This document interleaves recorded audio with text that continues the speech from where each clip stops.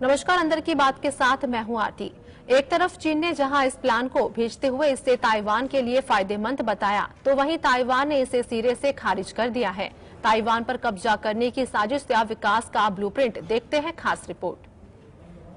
लंबे समय बाद एक बार फिर चीन और ताइवान के बीच तनाव देखने को मिल रहा है। दरअसल चीन ने मंगलवार को तटीय प्रांत फुजियान और ताइवान के बीच एकीकरण को गहरा करने की योजना को सार्वजनिक किया।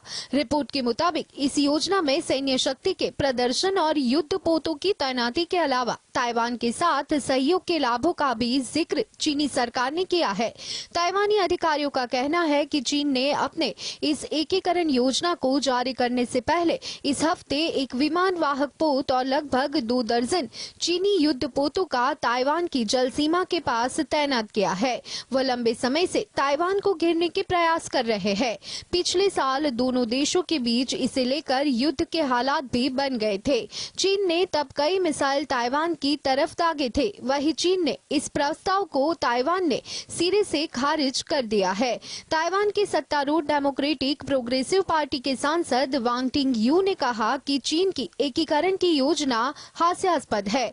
चीन के इस प्लानिंग की आलोचना ताइवान के दूसरे नेता भी कर रहे हैं। Bureau report. पृथ्वी विज्ञान मंत्रालय के मंत्री किरण रिजिजू ने 11 सितंबर को सोशल मीडिया प्लेटफॉर्म एक्स पर ट्वीट करते हुए जानकारी दी कि इसरो का अगला मिशन समुद्रयान या मत्स्य 6000 है। क्या है इस मिशन का मकसद, क्या होगा भारत का नया मिशन, देखते हैं खास रिपोर्ट अंदर की बात में।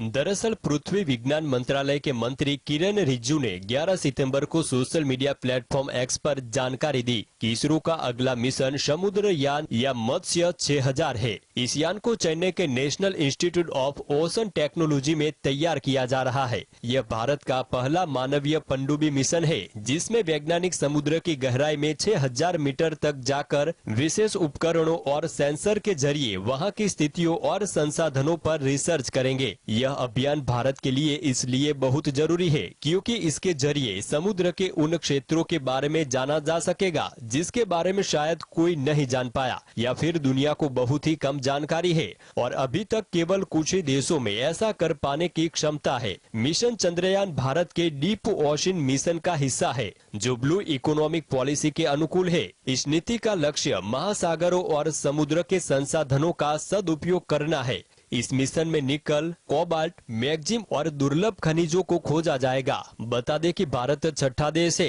जिसने मानव सबमर्सिबल बनाई है। भारत से पहले रूस, अमेरिका, जापान, फ्रांस और चीन ने भी मानव युक्त सबमर्सिबल बना चुका है।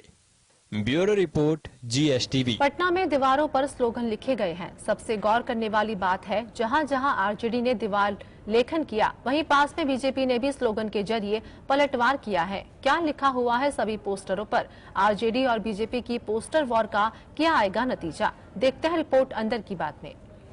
बिहार में राजनीतिक दलों के बीच पोस्टर वॉर कोई नई बात नहीं है, लेकिन इस बार आरजेडी और बीजेपी के बीच दीवार लेखन के जरिए स्लोगन वॉर शुरू हो गया, जिसे लोग भी पढ़कर खूब आनंद ले रहे हैं। राजधानी पटना की सड़कों पर कई स्थानों पर दीवार लेखन के जरिए आरजेडी और बीजेपी ने स्लोगन के जरिए एक दूसरे के गठबंधन के नेताओं पर निशान साधा है। आरजेडी ने महंगाई के जरिए अब की बार मोदी सरकार के बदलने की बात की है।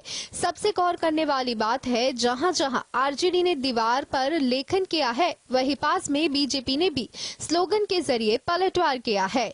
आरजेडी ने यह मोदी सरकार के लिए लिखा, सिर्फ जुमला और झूठा प्रचार, बेवफा है मोदी सरकार। तो भाजपा ने दीवार पर लिखा, दिया न शिक्षा न रोजगार, पलटू कुमार को कब तक सहेगा बिहार।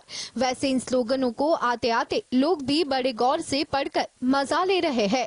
आरजेडी ने एक स्लोगन लिखा, मजदूर किसान पर रोज सितम, मोदी सरकार का खेल खत्म। तो भाजपा ने स्लोगन लिखा, कभी हमारा तो कभी आपका यार है, असली बेवफा तो नीतीश कुमार है। राजनीतिक दल दीवार लेखन को सही बता रहा है। Bureau report, GST। झारखंड के मुख्यमंत्री हेमंत सोरेन ने भाजपा सरकार पर बड़ा आरोप लगाया। सोरेन ने कहा कि मुझे टारगेट किया जा रहा है। बीजेपी पर क्या किया सोरेन ने तगड़ा प्रहार, देखते हैं रिपोर्ट अंदर की बात में।